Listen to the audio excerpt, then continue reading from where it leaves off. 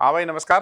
तो आज हम है ना ORS के अंदर ऑर्गेनिक रिएजेंट शीट में एक रिएजेंट मैं आपको बताऊंगा जो हमने पूरे सिलेबस में तैयारी में कहाँ कहाँ यूज़ किया था।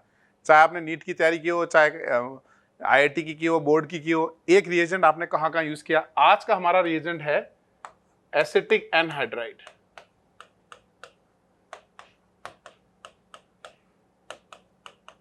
ये रिएजेंट है ना, ठीक है ना। एक तो हमने क्या किया, इस पे अगर मान लीजिए जैसे रिग्नार्ड डाल दिया हमने, तो ये SNAE मैकेनिज्म करता है ना। इस रिग्नार्ड ने अटैक किया, ये वाला बॉन्ड ब्रेक हो गया, इस O की जगह पे कौन आ गया बताओ, R प्लस एसिटेट आयन। बस कंडीशन ये है कि न्यूक्लियोफाइल जो है ना स्ट्रॉन्गर बेस होना चाहिए, इससे स्ट्रॉन्ग न्यूक्लियोफाइल होना चाहिए। और इसको हमने क्या यूज किया, आपको याद होगा, इसको पर्किन में यूज किया। तो एक तो इसका यूज होता है SNAE मैकेनिज्म में, दूसरा इसका यूज होता है पर्किन कंडेंसेशन में, तीसरा इसका यूज होता है ये डिहाइड्रेटिंग एजेंट है। आप बुलेट पॉइंट बना के लिख लो, ये अपने BP है, BP मतलब बुलेट पॉइंट कि एनहाइड्राइड कहाँ यूज होता है, SNAE में यूज होता है, पर्किन में यूज होता है, डिहाइड्रेटिंग एजेंट की तरह यूज होता है, और इटार्ड में यूज होता है, प्रिपरेशन ऑफ एल्डिहाइड। ये ज्यादातर हमने ये यूज किया है। गॉट इट, ठीक है। चलो शुरू करें। तो सबसे पहले ये देखो, यहाँ वाटर डाला, वाटर, तो वाटर डाला, तो ये वाटर डालोगे तो क्या होगा, यहाँ हमने वाटर डाला तो ये OH और H लग जाएगा ना, तो वाटर से क्या बनेगा हमारा ट्वाइस ऑफ एसिड, ठीक है। और अगर हमने यहाँ NH2 डाला होता तो भाई ये जो हमारा एनहाइड्राइड है, अगर हमने यहाँ पे NH2 डाला होता, NH यहाँ लगेगा, H यहाँ लगेगा, ऐसे लगेगा ना। तो देखो हमारे पास ये 2 डिग्री एमीन है, तो ये अटैक करेगा, ये अटैक करेगा तो क्या बन जाएगा, ये 2 डिग्री एमाइड। ऐसे ही अगर हमारे पास N और O दो न्यूक्लियोफाइल है, तो बेटर न्यूक्लियोफाइल कौन होता है, N, तो अब N अटैक करेगा, तो N अटैक करेगा तो ये क्या बनेगा, NH फिनाइल पे OH, ये लगेगा ना, ठीक है ना। ऐसे ही अगर हमारे पास OH और एसिड हो तो फिनॉल अटैक करेगा। फिनॉल जो है ना वो OH is better nucleophile than CO2H, ये SNAE मैकेनिज्म हो जाएंगे। तो ये जितने मैकेनिज्म मैंने लिखे हैं ना, ये चारों के चारों कौन से मैकेनिज्म है, चारों के चारों SNAE मैकेनिज्म है, ठीक है। अगर आपने सक्सेनिक एसिड, सक्सेनिक एसिड मतलब क्या होता है, विसिनल, उसको हीट कर देते हैं ना, तो डिहाइड्रेशन होके क्या बनता है, सक्सेनिक एनहाइड्राइड, तो ये डिहाइड्रेटिंग एजेंट हो गया। यहाँ पे अगेन क्या डाला है हमने, NH2 डाला, तो ये क्या बन जाएगा, एमाइड। NaCl में नो रिएक्शन, NaCl में नो रिएक्शन क्यों, बिकॉज Cl माइनस जो है ना वो स्टेबल आयन है देन एसिटेट आयन। वो आप ऐसे दे सकते हो, HCl stronger acid than acetic acid, तो Cl minus is weaker base. तो ये रिएक्शन कब होती है, जब स्ट्रॉन्ग बेस अटैक करे वीक बेस निकले, यानी स्ट्रॉन्ग बेस अटैक करना चाहिए, वीक बेस निकलना चाहिए, तब होता है। तो यहाँ पे हमारे पास क्या हो रहा है, वीकर बेस अटैक कर रहा है, स्ट्रॉन्ग बेस निकल रहा है, ये नहीं कर सकते। स्ट्रॉन्ग अटैक करना चाहिए, वीक निकलना चाहिए, तब रिएक्शन होती है ये। तो NaCl से कोई रिएक्शन नहीं होगी। ऐसे ही एमोनिया डाला फिर से, तो ये क्या बन गया, एमाइड। एनलीन डाला, ऐसे नहीं होके क्या बन गया, एमाइड। सब एक ही मैकेनिज्म हो रहा है, ऐसे नहीं। इसमें फिनॉल डाला तो ऐसे नहीं होके क्या बन गया, एस्टर। एमीन एक्सेस में डाला, ये एक्सेस में डालना ताकि फॉरवर्ड हो जाए, एमाइड। सब ऐसे नहीं, सेम मैकेनिज्म वो वाला। यानी यहाँ पे कौन लग रहा है, न्यूक्लियोफाइल। अगर आपने वाटर डाला तो OH लग गया, एमीन डाला तो NH लग गया, फिनॉल डाला तो O लग गया, है ना। और एनहाइड्राइड में डाला, विसिनल में डाला तो डिहाइड्रेटिंग एजेंट, ठीक है। अल्कोहल में डाला तो ये अल्कोहल अटैक करेगा, एसिटाइलेशन हो जाएगा, ये इसको बोलेंगे एस्टरिफिकेशन प्लस एसिड। इसके बारे में एक खास बात थी कि अगर यहाँ पे अल्कोहल का मॉलिक्यूलर वेट X है, तो what is the molecular weight of product,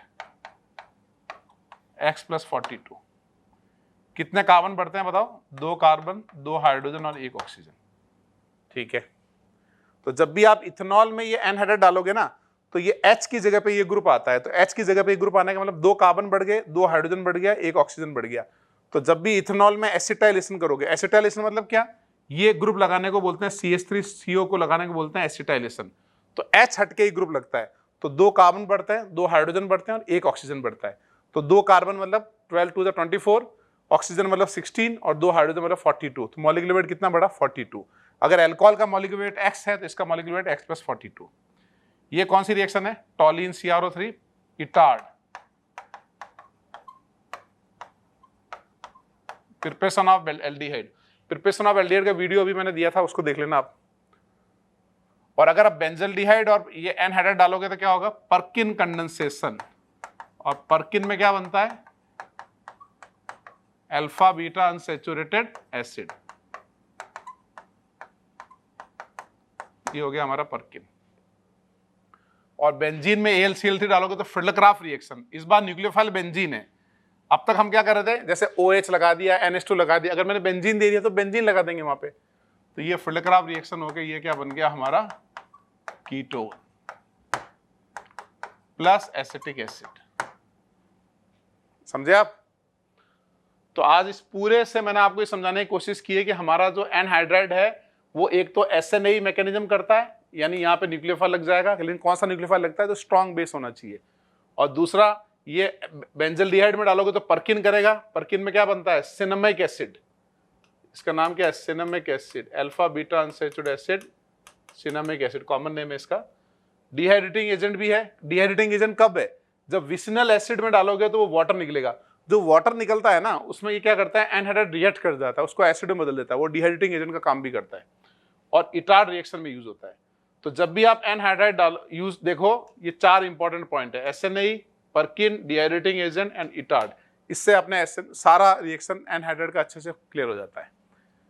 ठीक है, इनका मैक्सिमम बेनिफिट कब होगा, अब आप वापस देखो, है ना, एक बार आपने आंसर देख लिया, सेकेंड टाइम जब आप बनाओ तो आप पूरा का पूरा आपका करेक्ट होना चाहिए।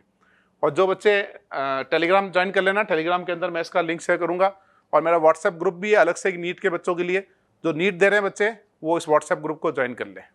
ठीक है, मिलते हैं फिर आगे, पढ़ते रहो, कुछ ना कुछ मेहनत आगे बनाते जाओ और पॉजिटिव माइंडसेट रखो, है ना। एक मैंने ये पढ़ा था कि जैसे मान लो रनिंग करते हैं ना, रनिंग करते समय क्या होता है कि जैसे मतलब आप बढ़िया से दुनिया के बेस्ट जूते ले लो, बेस्ट जूते, है ना, और सबसे बेस्ट रोड पे दौड़ो आप। बेस्ट रोड मतलब सिंगापुर या इंडिया के बेस्ट हाईवेज पे, है ना। और आप अगर आप दौड़ रहे हो ना, लेकिन अगर उस जूतों में थोड़ा कंकर डाल दिया जाए, 1 या 2 कंकर डाल दें, तो चाहे वो बेस्ट जूते क्यों नहीं हो, चाहे बेस्ट रोड क्यों नहीं हो, आप नहीं दौड़ पाओगे। लेकिन अगर हमारे पास जूते खराब भी हैं, गाँवों की सड़कें हैं, है ना, उबड़ खाबड़ सड़क है, जूते खराब हैं, लेकिन हमारे जूतों में अगर कंकर नहीं है ना, तो अभी हम गांव में बहुत अच्छे से दौड़ पाते हैं।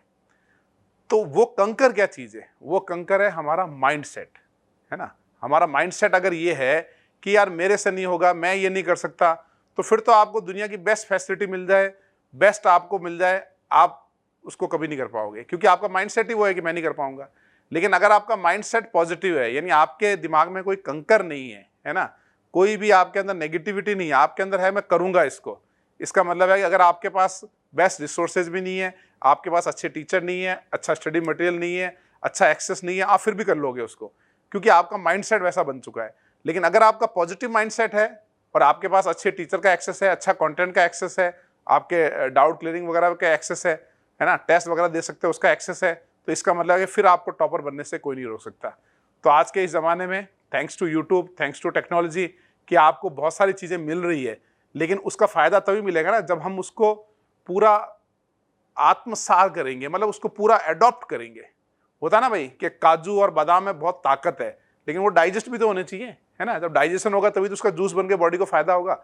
ऐसे ही इन सब कंटेंट का फायदा कब होगा, जब हम बहुत पॉजिटिव माइंडसेट से उसको देखेंगे, है ना, और 2 बार देखेंगे, तो डेफिनेटली इससे बहुत इंप्रूवमेंट आएगा आपका, और IIT नीट में आपको अच्छी रैंक मिलाने में बहुत हेल्प मिलेगा। स्पीड बढ़ेगी, क्वेश्चन की आपकी करने की एप्टीट्यूड बढ़ेगी, मोस्ट इंपॉर्टेंट नॉलेज बढ़ेगा, और नॉलेज बढ़ेगा तो सब कुछ बढ़ेगा। मिलते हैं फिर, जय हिंद, जय भारत।